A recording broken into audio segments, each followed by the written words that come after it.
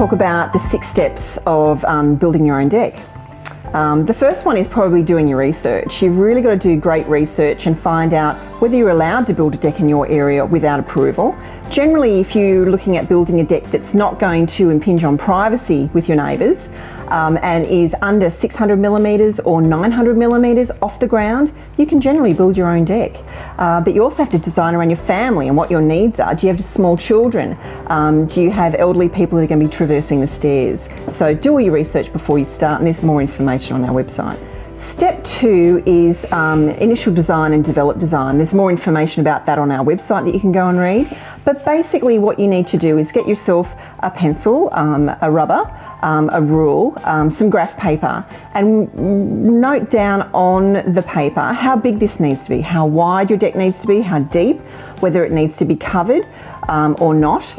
Even if you just have those basic dimensions, you can actually get constructing after that stage. But you need to have it on paper so you can refer to something, so if you're working with someone else, they can see your vision and you don't have to explain it constantly. Material choice is very important when you're looking at doing a deck, and I would recommend if you're doing a DIY deck, and what our DIY decking article is about is actually timber frame construction. Step 3, preparing the site for construction.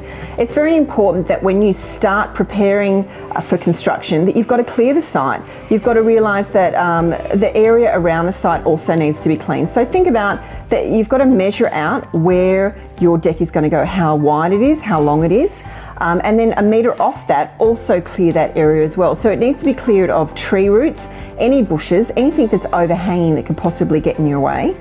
And then you need to level off the ground. Now we have a lot of detail about how you get that site totally perfect so that it's ready for construction, but you basically need to make the site as level as you can, fill in any holes you can, so that when the deck is built, you know that everything around it is ready to go. You've got the right space for you to cut in your footings, and you can see what's going on during the construction process.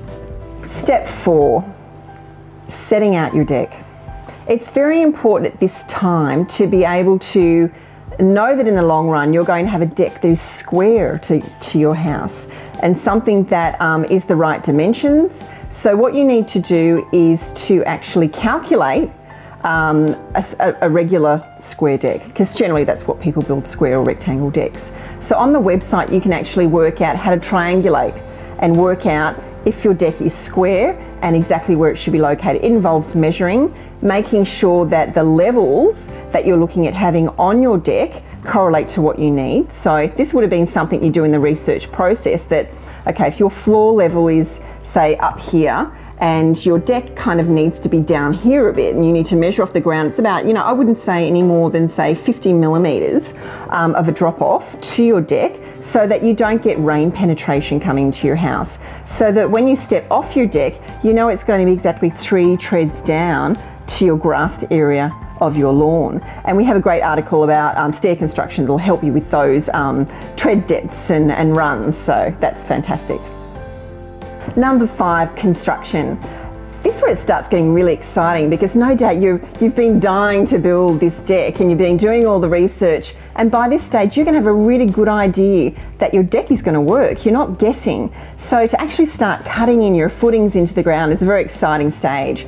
So all the dimensions are actually on the website of how big the pad footings need to be. A pad footing is basically a concrete block that you're going to build in the ground. It's going to be around about 400 millimetres wide by 400 millimetres deep by about 400 millimetres high. So this basically, it's not reinforced, it's just a pad. It doesn't have any reinforcement in it.